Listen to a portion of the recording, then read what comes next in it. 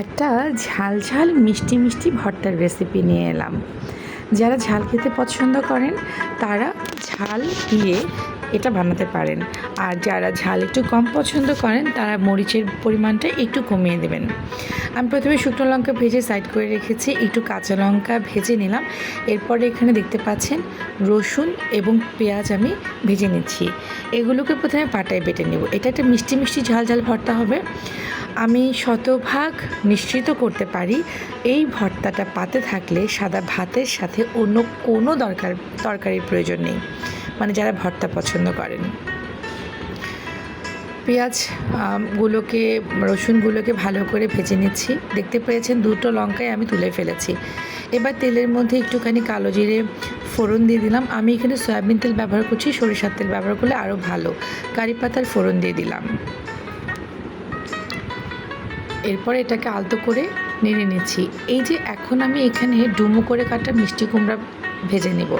যারা ভর্তা ছাড়া মিষ্টি কুমড়া এভাবে ফোড়ন দিয়ে খেতে চান তারা কারি পাতা, কালো জিরে বা পাঁচফোড়ন দিয়ে এরকম চাকচাক করে রাখা মিষ্টি কুমড়া ভেজে গরম ভাতের সাথে কিন্তু খেতে পারেন। সেটাও কিন্তু খেতে ভীষণ মজার। যাই হোক, আমি যেহেতু ভর্তা করছি তাই পাঁচফোড়ন দিইনি, কালো জিরে কারি পাতার ফোড়ন দিয়ে মিষ্টি কুমড়োগুলোকে এখানে ভেজে নিচ্ছি। এটাকে কিন্তু একদম স্ম্যাশ করে আমি এখানে একদম ভাজা ভাজা করে নেব। একটুখানি তেলে নেড়ে চেড়ে নিচ্ছি।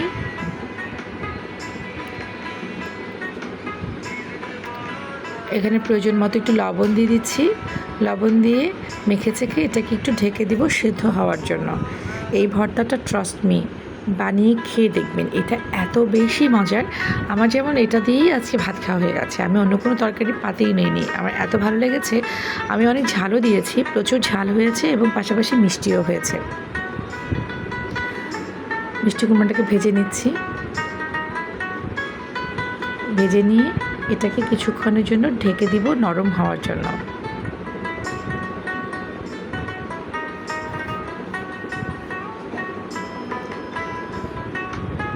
তারপর ঢাকনা উঠিয়ে এটাকে আবারও ভালো করে নেড়ে চেড়ে নেব। অলরেডি এটা কিন্তু নরম হয়ে গেছে।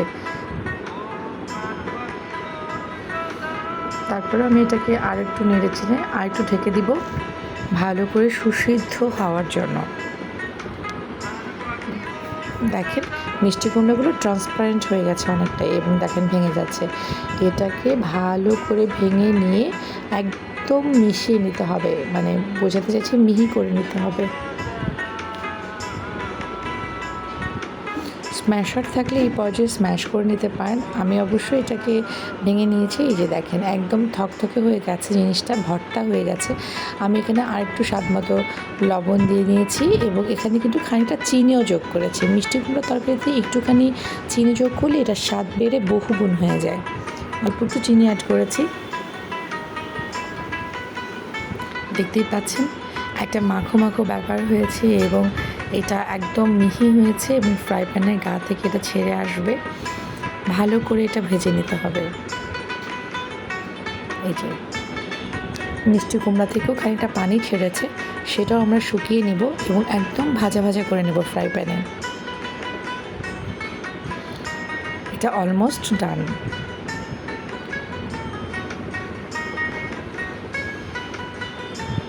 তারপর রিস্ক নিচ্ছি না, আর একটু ভেজে নিচ্ছি যাতে একদম শুকনো হয়ে যায় এবং ফ্রাই প্যানের গা থেকে এটা ছেড়ে আসে। এই যে দেখেন একদম ফোল্ড করা যাচ্ছে, দেখতে পাচ্ছেন চমৎকার করে ফোল্ড করা যাচ্ছে ফ্রাই প্যান থেকে। এই পর্যায়ে আমি চুলাটা বন্ধ করে দিব।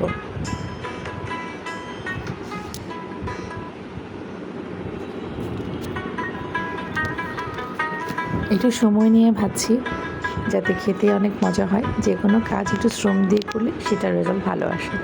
এরপরে পাটায় শুকনো লঙ্কা, কাঁচা লঙ্কা এবং ওই যে মরিচ, পেঁয়াজের সাথে রসুন আর পেঁয়াজ যে ভেজে নিলাম সেটাও এখানে দিয়ে বেটে নেব। দেখতেই পাচ্ছেন কতখানি মরিচ দিয়েছি। অনেক ঝাল ঝাল করে বানাচ্ছি যেহেতু মিষ্টি কুমড়া মিষ্টি আছে। আপনারা ঝাল কম খেতে চাইলে এখানে মরিচের পরিমাণটা কমিয়ে দেবেন। মরিচ, পেঁয়াজ, রসুন সবগুলোকে বেটে নিচ্ছি পাটায়। আর পাটায় বাটলে ভর্তার টেস্টটা বহুগুণ বেড়ে যায়। যেটা ব্লেন্ডার বা হাতে বানানোর চেয়েও রেজাল্ট ভালো আসে, খেতেও সুস্বাদু হয়।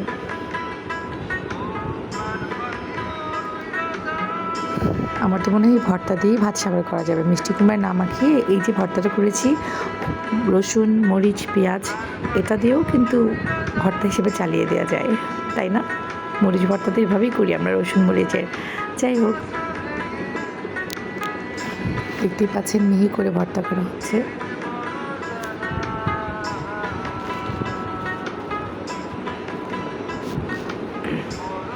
আর ওইদিকে আরও দুটো শুকনো লঙ্কা আমি লবণ দিয়ে চটকে নিয়েছি। এরপরে যে ভর্তাটা পাটায় বাটলাম সেটাকে ওই শুকনো লঙ্কার সাথে মাখিয়ে নিয়ে মিষ্টি কুমড়ার সাথে ভালো করে দলাই মলাই করে মাখিয়ে নিলাম। ট্রাস্ট মি, এটা এত মজার, এবং এই পর্যায়ে যদি সরিষার তেল যোগ করেন তাহলে তো ফাটাফাটি। আমি আর সরিষার তেল এক্সট্রা যোগ করিনি। হয়ে গেল আমার মিষ্টি কুমড়ার ঝাল মিষ্টি ভর্তা। মাস্ট ট্রাই করবেন বাসায়, এটা খেতে অনেক মজার। ধন্যবাদ সবাইকে।